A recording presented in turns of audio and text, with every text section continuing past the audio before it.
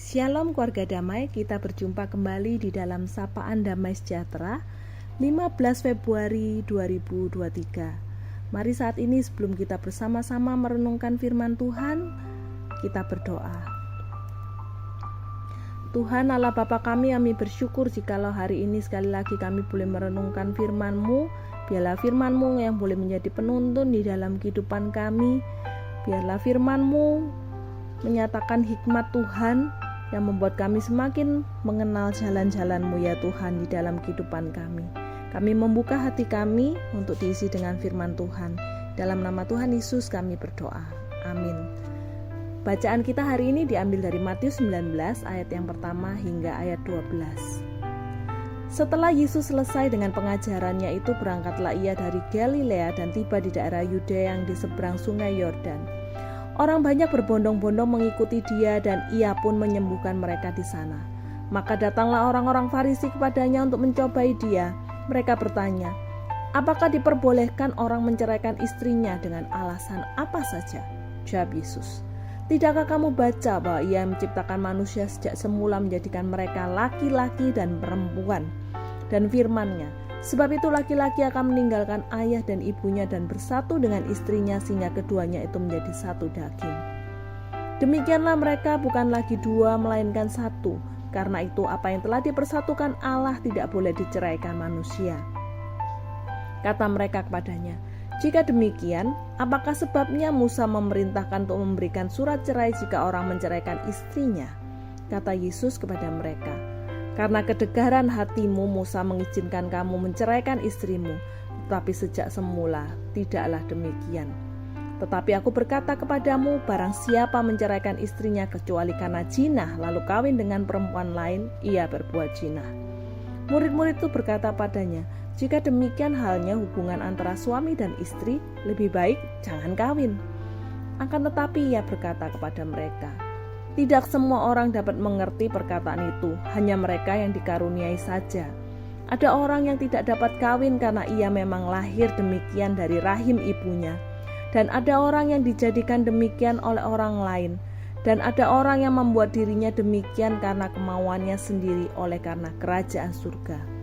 Siapa yang dapat mengerti, hendaklah ia mengerti.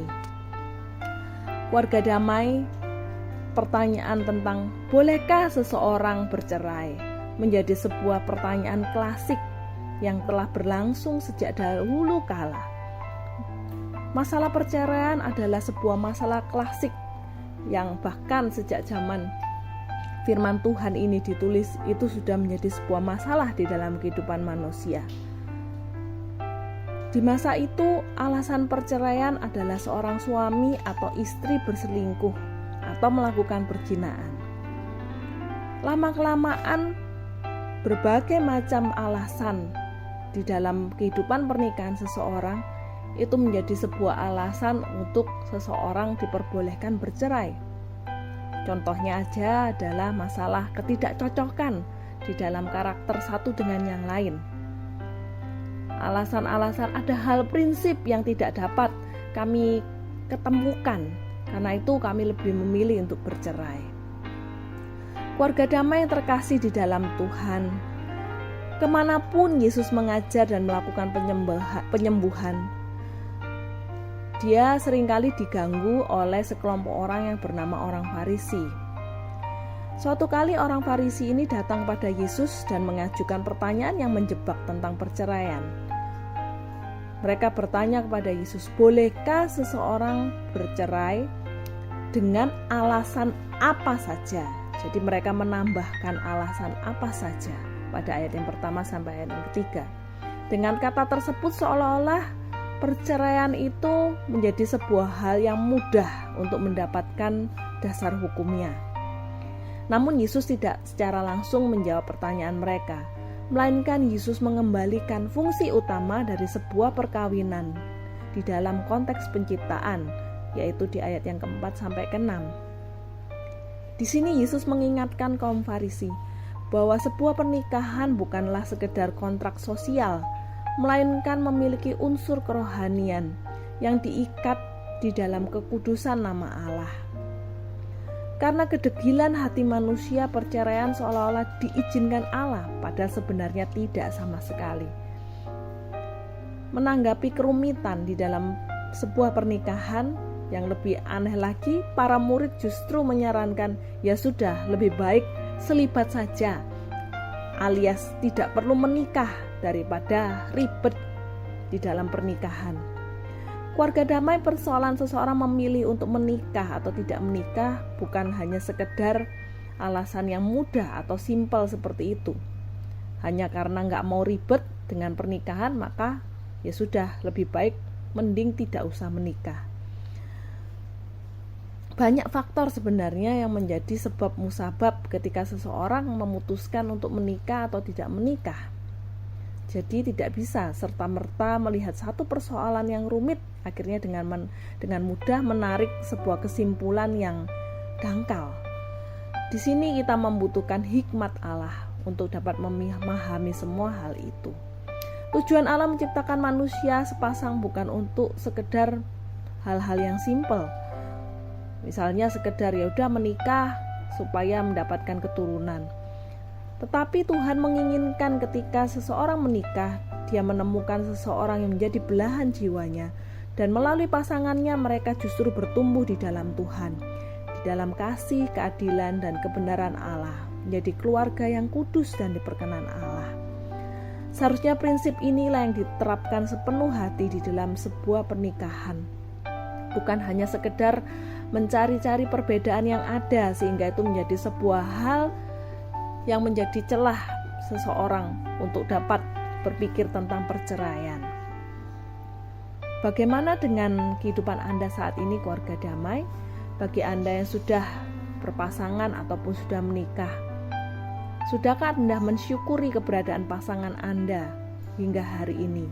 Atau justru yang Anda temukan di dalam kehidupan pernikahan Anda adalah terus-menerus perbedaan yang semakin terlihat antara Anda dengan pasangan Anda, dan itu yang membuat Anda menjadi semakin malas untuk terus melanjutkan kehidupan bersama-sama dengan pasangan Anda.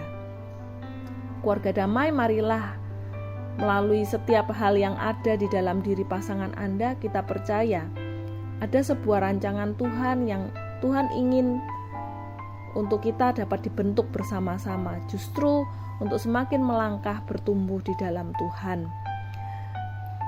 Bagi Anda juga yang saat ini mungkin belum menemukan pasangan atau sedang berpikir apakah sebaiknya Anda menikah atau tidak, marilah terus berdoa dan memohon tuntunan hikmat yang dari Tuhan, bukan hanya sekedar dituntun oleh keegoisan diri Anda sendiri. Biarlah Tuhan sendiri yang sungguh boleh menyatakan rancangannya di dalam kehidupan masa depan Anda. Biarlah firman Tuhan boleh terus menuntun kehidupan kita semuanya. Mari kita berdoa. Tuhan Allah Bapa kami bersyukur melalui firman-Mu hari ini. Sekali lagi kami juga diingatkan di dalam kehidupan keluarga kami, khususnya melalui pasangan kami Tuhan. Biarlah Tuhan sendiri yang boleh terus semakin hari semakin membentuk kami di dalam kehidupan keluarga kami. Kami boleh semakin bertumbuh, kami justru boleh semakin mencerminkan kasih dan kemuliaan Tuhan di dalam kehidupan keluarga kami. Dan Tuhan juga yang menolong setiap kami yang mungkin kami belum mendapatkan pasangan atau sedang memikirkan masa depan kami. Biarlah hikmat yang dari Tuhan, sungguh itulah yang boleh menuntun setiap kami. Bukan hanya berdasarkan pemikiran kami sendiri ataupun keegoisan diri kami. Terima kasih Tuhan. Biarlah kami sungguh boleh menerapkan firman-Mu di dalam kehidupan kami sehari-hari. Di dalam nama Tuhan Yesus kami berdoa. Amin.